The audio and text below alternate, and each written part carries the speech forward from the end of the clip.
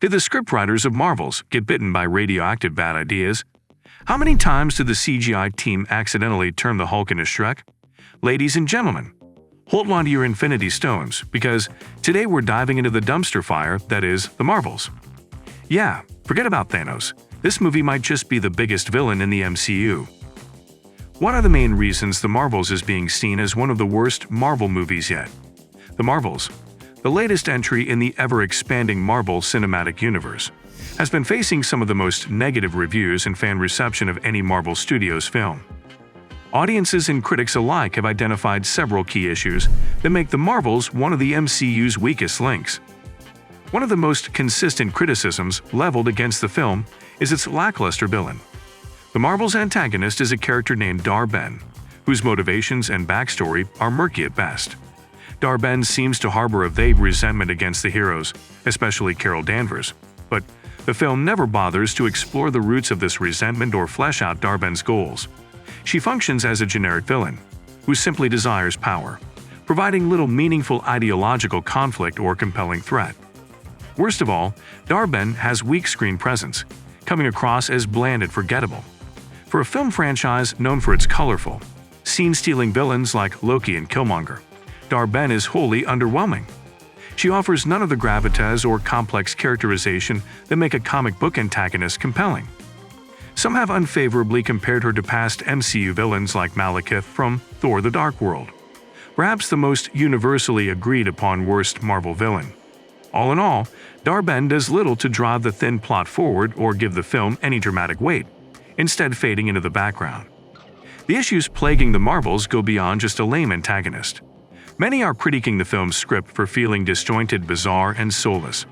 The narrative jumps from planet to planet and subplot to subplot without clear connective tissue. Events often happen simply because the script needs them to, rather than arising organically from character motivations. This gives the film a rushed, erratic pace that never allows the story room to breathe. While The Marvels is one of the shortest MCU films runtime-wise, its poor story structure makes it feel tedious. Critics have singled out the script's lack of heart and emotional impact. Beyond Iman Vellani's energetic performance as Ms. Marvel, the characters fail to exhibit much charm or personality. Their dialogue and jokes tend to fall flat, lacking the spark of fun interplay between heroes seen in past MCU highlights like The Avengers. Some have speculated parts of the script were literally written by an AI algorithm. So formulaic and soulless is the story. There are certainly moments, like an excruciatingly long musical sequence, that lend credence to this theory. Overall, the Marvels narrative represents a perfect storm of muddled pacing, emotional detachment from characters, and haphazard plotting that prevent it from ever coming together in a satisfying way. Fans have also taken issue with the Marvels feeling inconsequential within the larger MCU canon. Unlike films that further develop Thor or Doctor Strange, the Marvels does little to move the universe forward. It mostly exists in isolation from other Phase 4 storylines like the Multiverse Saga. Carol Danvers already underwent an origin story in her first solo outing, so The Marvels does not even have the benefit of extensively fleshing out a new character. The film is the definition of filler, adding negligible new lore or high stakes for audiences to care about.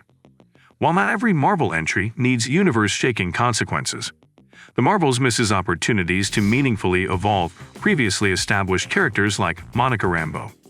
The film's self-contained nature only exacerbates its flaws, denying it the momentum of tying into epic crossover events that capped off previous MCU phases. Of course, The Marvels does have some redeeming qualities worth acknowledging. Iman Vellani continues to impress as Ms. Marvel, bringing her trademark exuberance and charm to Kamala Khan. Her superhero-obsessed fangirl perspective provides the movie with much of its heart. Some of the visual effects are well done, including creative manipulations of Captain Marvel's photon powers. But these few bright spots simply are not enough to overcome the Marvels' deeply flawed storytelling and characters. There is a reason this film is being widely labeled as just another disappointing entry in the MCU's bumpy Phase 4. For many, The Marvels represents all of the MCU's recent pitfalls: rushed scripts, weak villains, inconsistent tone, and baffling creative decisions, rolled into one underwhelming package. What does the negative response to The Marvels suggest about the current state of the MCU? The Marvels arrived in theaters facing already diminished expectations, given the shaky critical and fan reception to several preceding Phase 4 Marvel films and shows. But the film's comprehensive panning still comes as a blow, underscoring growing concerns about the direction the MCU is heading under Disney's stewardship. Once reliably successful, the MCU has struggled to deliver consistently crowd-pleasing theatrical releases over the past couple years. Of their last 6 films, only Guardians of the Galaxy Volume 3 managed to meet box office projections and avoid divisive reactions. Movies like Eternals, Thor: Love and Thunder, and Doctor Strange in the Multiverse of Madness underwhelmed critically and commercially. Audiences seem to be losing trust that the next MCU installment will satisfy them or live up to the Marvel name. The Marvels appears poised to continue this trend. Early tracking suggests it could have one of the MCU's lowest box office openings ever. With a reported budget around $270 million before marketing costs, The Marvels faces serious challenges in turning a profit.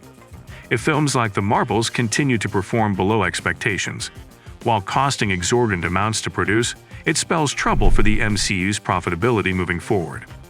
Disney CEO Bob Chapek recently cited production costs as an area of concern. The days of the MCU as a guaranteed box office juggernaut seem to be waning. There are also signs the MCU is losing cultural cachet. Where once fans eagerly awaited the next Marvel film as a pop culture event, titles like The Marvels now inspire a collective shoulder shrug. They are seen as content churned out by Disney's corporate machine rather than creative labors of love. Fans complain of Marvel fatigue, with the constant influx of new yet underwhelming content dampening enthusiasm. If every new release elicits the same muted reaction as The Marvels, the MCU risks slowly fading into the background of the zeitgeist. Of course, these challenges are not insurmountable for a behemoth franchise like the MCU. But The Marvels' artistic and commercial shortcomings highlight issues Marvel Studios cannot afford to ignore. Concerns about one-note villains, formulaic scripts, inconsistent characterization, and sprawling mythos bloat have mounted. Phase 4 so far lacks the tightly serialized, event-driven structure that defined previous phases. Unless Marvel can satisfactorily address these criticisms and craft a compelling overarching narrative, diminishing fan sentiment seems inevitable. The era of the MCU as our dominant pop culture fixation may be waning. What lessons can Marvel Studios learn from feedback on The Marvels and other Phase 4 releases? Firstly, devote more time to crafting inventive, layered villains. Films like The Marvels flounder without compelling foils to contrast the hero. Complex antagonists like Loki, who challenge the protagonist philosophically as much as physically, are crucial. One-note villains who simply covet power or harbor vague resentment grow tiresome. Additionally, avoid overstuffing films with disconnected subplots and characters. Streamline storylines and trim any narrative fat. The Marvels juggled too many characters and settings that failed to coalesce. Keep the focus on meaningful character development. That's a wrap, fellow movie masochists. We've endured The Marvels together, but the sarcasm train doesn't stop here. Hit subscribe to join our league of snarky cinephiles. Share your thoughts in the comments below, and let's keep roasting. Remember, even in the darkest films, there's light and laughter. Like, subscribe, and let's keep the sass alive.